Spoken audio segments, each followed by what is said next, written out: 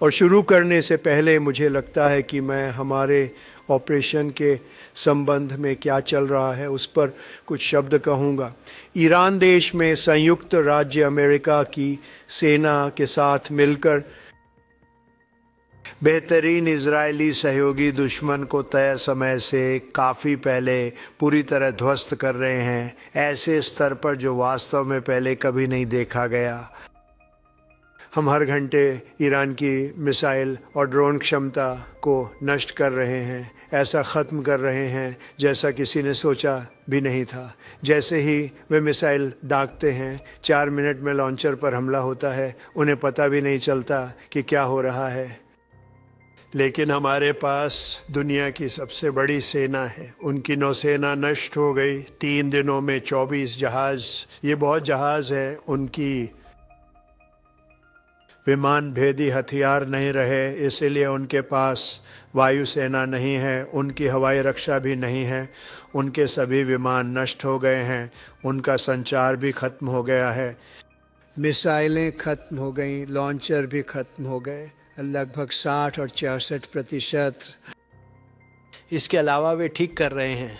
मैं कहता हूँ क्या वो क्या है, क्या बचा, पर वे मजबूत हैं, लड़ना चाहते हैं और वे बुला रहे हैं। वे कह रहे हैं वो समझौता कैसे करें। मैंने कहा बुन आप थोड़ी देर कर रहे हैं और अब हम उनसे ज़्यादा लड़ना चाहते हैं। हमें 47 साल हो गए हैं, आप इसे कैसे भी गिने, लेकिन इस समूह के साथ 47 साल का आतंक। और आप जानते हैं जब आप किसी को सड़क पर बिना पैरों के, बिना हाथों के चलते हुए देखते हैं, जिनके चेहरे बुरी तरह प्रभावित और घायल थे, तो इसका 95% कारण सुलेमानी और ईरान थे।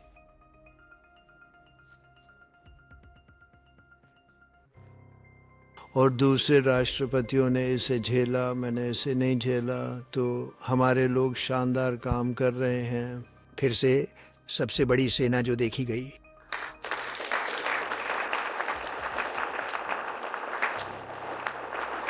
धन्यवाद, बहुत बहुत धन्यवाद। और कल मेरे प्रशासन ने तेल की कीमतें कम रखने में मदद के लिए निर्णायक कदम उठाए, जिसमें खाड़ी में जाने वाले टैंकरों को राजनीतिक जोखिम बीमा देना शामिल है। जैसा कि आप जानते हैं यह काफ़ी ख़तरनाक इलाका है। तेल पर दबाव कम करने के लिए और कार्रवाई जल्द होगी। और तेल काफ़ी हद तक स्थिर हो गया लगता है। हमने इसे बहुत कम रखा था, लेकिन मुझे ये छोटा सा विषयांतर करना पड़ा, अगर सबको ठीक लगे। स्कॉट, तुम्हें ठीक है? स्कॉट को ये सब झेलना पड़ता है। उसने कहा तुम्हें ये अभी करना होगा। मैंने कहा मुझे ये करना ही होगा स्कॉट, है ना। लेकिन ये बहुत मजबूत रहा है और स्कॉट सहित सभी को लगता है कि हमारे पास सच में कोई विकल्प नहीं था। वे हमें मारते अगर हम उन्हें नहीं मारते, क्योंकि वे पागल हैं। और लंबे समय में हमारे कदम क्षेत्र की स्थिरता, तेल कीमतें, शेयर बाज़ार और बाकी सब कुछ बहुत बढ़ाएंगे। आपको पता है हमने इतिहास में रिकॉर्ड बनाया। जब डाउ 50,000 पर पहुंचा, तो डाउ 50,000 पर था। ये शायद अगर हम भाग्यशाली होते तो मेरे 4 साल के कार्यकाल के अंत तक होता, पर हमने इसे पहले साल में ही कर दिया। हमने S&P 500 भी किया, हमने वह 1 साल से भी कम समय में किया। और वे कहते थे डाउ से भी मुश्किल था, तो यह नहीं हो पाता। लेकिन हमारा देश महान है, इतना अच्छा हमारा देश कभी नहीं रहा।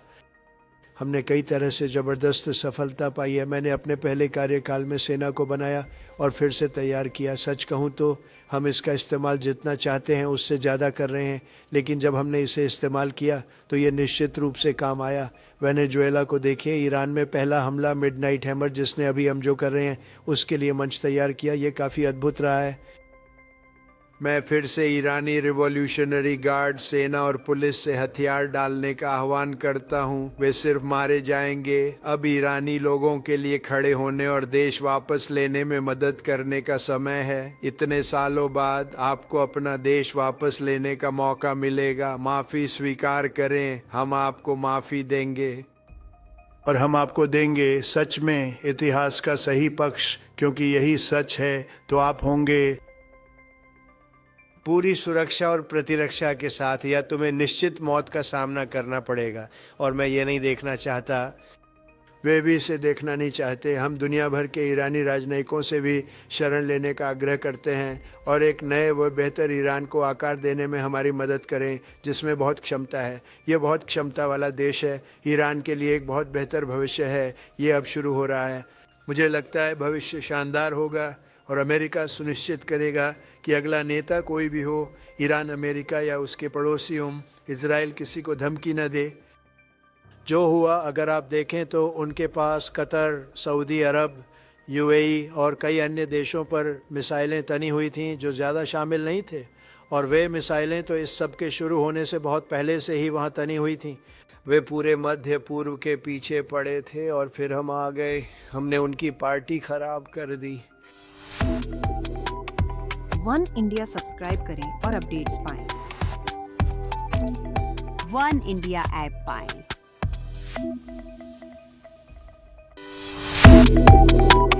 Subscribe to One India and never miss an update. Download the One India app now.